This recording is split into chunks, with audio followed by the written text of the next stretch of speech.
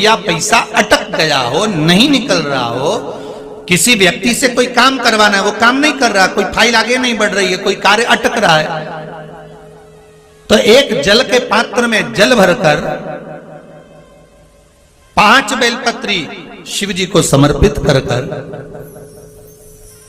कुंदकेश्वर महादेव का नाम लेकर एक सफेद पुष्प बेलपत्री के ऊपर जो शिव जी को चढ़ाई है उस पर समर्पित कर जल जो लेकर गए हो, अपनी उस कामना को कर कि मेरा ये कार्य अटक रहा है, ये कार्य नहीं हो रहा, कुंदकेश्वर महादेव का नाम लेकर धीरे धीरे जल की धार चढ़ाइए। और एक बात हमेशा याद रखना, फिर निवेदन कर रहे हैं, अच्छे से समझ लेना, शंकर जी पर जब जल चढ़ता है, शिव जी का जब अभिषेक होता है, शंकर जी पर जब जल चढ़ाया जाता है, दूध चढ़ाओ, जल चढ़ाओ, कुछ भी चढ़ाओ, पर एक बात का स्मरण अपने जीवन में होना कि इतने ऊपर से मत चढ़ाना कि जल चढ़े और छींटे आपके ऊपर।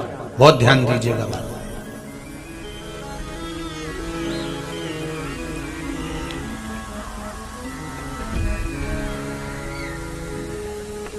यहां तक वर्णन करा गया है कि शंकर जी का जल चढ़ा हुआ जहां से बहकर जाता है ना, उसको लांगा तक नहीं जाता।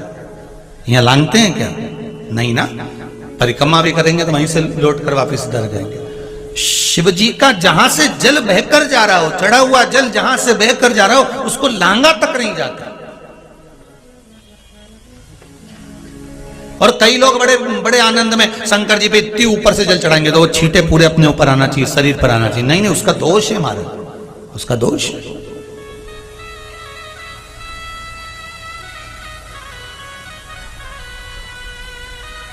शिव जी को अगर आप जल चढ़ा रहे हो, जैसे आप भगवान को अगर जल चढ़ाओ, दूध चढ़ाओ, तो मान लो अगर जैसे एक सरल भाषा में समझ लो और अच्छे से, कि जैसे ये शिवलिंग है शंकर जी का, ये शिवलिंग है, और आप जल चढ़ा रहे हो तो इतनी ऊपर से छोड़ोगे तो पानी का छींटा तो अपने ऊपर आएगा, पर वही जल, वही दूध, वही सामग्री आप शिवलिंग से थोड़ी सी दूरी बनाकर अगर आप समर्पित करेंगे तो बाबा उसको स्वीकार भी करता है और आनंद की अनुभूति भी होती है, कार्य में सिद्धता भी आती है,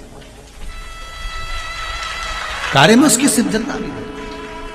अब तुम तो ऊपर से छोड़ रहे हो जिससे वो पानी तुम्हारे ऊपर ही आए, तो वो एक अलग प्रसंग है, वो एक अलग विषय। बहुत ध्यान देना महाराज, भगवान को कभी भी कोई भी सामग्री, जैसे भगवान के मंदिर में अगर फूल चढ़ाने जा रहे हो, भगवान के मंदिर में अगर पुष्प समर्पित करने जा रहे हो, तो फूल का मुख अपनी ओर नहीं होना चाहिए।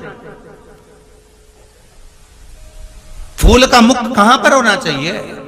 जम के बोलो जरा, भगवान की ओर।